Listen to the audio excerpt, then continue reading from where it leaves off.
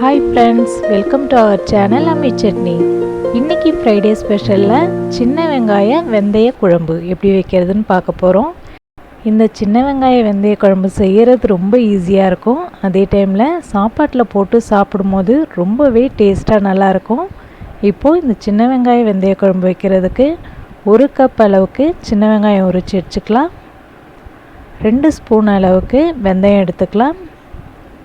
குழம்புக்கு 1 lemon size அளவுக்கு புளியை தண்ணியில் ஊற வச்சு வச்சுக்கலாம். புளி நல்லா ஊறினதும் அதை கரைச்சி எடுத்து வச்சுக்கலாம். இப்போ புளி தண்ணியும் ரெடியாக இருக்குது. சின்ன வெங்காய வெந்தய குழம்பு வைக்கிறதுக்கு வாணலில் 4 ஸ்பூன் அளவுக்கு கடலெண்ணெய் சேர்த்துக்கலாம். எண்ணெய் சூடானதும் தாளிப்புக்கு கடுகு உளுத்தம் பருப்பு சேர்த்துக்கலாம். இது கூடவே நம்ம எடுத்து வச்சுருந்த 2 ஸ்பூன் அளவுக்கு வெந்தயத்தையும் சேர்த்துக்கலாம்.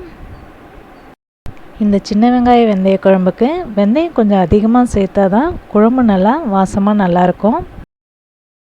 இப்போது வெந்தயம் நல்லா கலர் சேஞ்ச் ஆகிடுச்சு. இந்த ஸ்டேஜில் நம்ம உரித்து வச்சுருந்த சின்ன வெங்காயத்தெல்லாம் சேர்த்துக்கலாம். சின்ன வெங்காயத்தை எண்ணெயில் நல்லா வதக்கிக்கலாம். வெங்காயம் வதங்கினதும் வாசனைக்காக ஒரு கொத்து கறிவேப்பிலை சேர்த்துக்கலாம். இப்போ இதில் நம்ம கரைச்சி வச்சுருக்கிற புளி தண்ணியை சேர்த்துக்கலாம். இப்போ இதில் குழம்புக்கு தேவையான அளவுக்கு குழம்பு மிளகாய்த்தூள் சேர்த்துக்கலாம். 2 ஸ்பூன் அளவுக்கு குழம்பு மிளகாய்த்தூள் சேர்த்துருக்கோம்.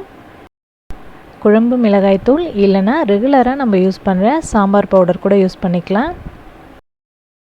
இப்போ இதை நல்லா கலந்து விட்டாச்சு. குழம்புக்கு தேவையான அளவுக்கு உப்பு சேர்த்துக்கலாம்.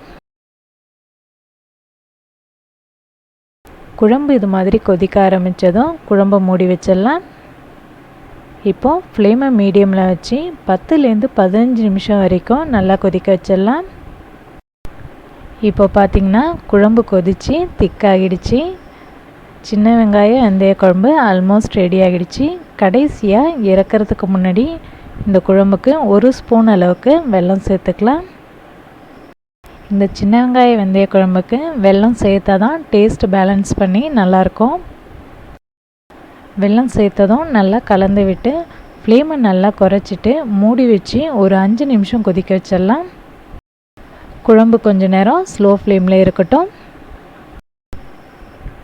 இப்போ பார்த்திங்கன்னா தெரியும், நம்ம ஊற்றின எண்ணெயெல்லாம் மிதந்து வந்து சின்ன வெங்காய வெந்தய குழம்பு பார்க்குறதுக்கே சூப்பராக இருக்குது. இந்த சின்ன வெங்காய வெந்தய குழம்பு ரைஸ்க்கு மட்டும் இல்லை, தயிர் சாதத்துக்கெலாம் கூட சைட் டிஷ்ஷாக தொட்டுக்கலாம். ரொம்பவே சூப்பராக இருக்கும்.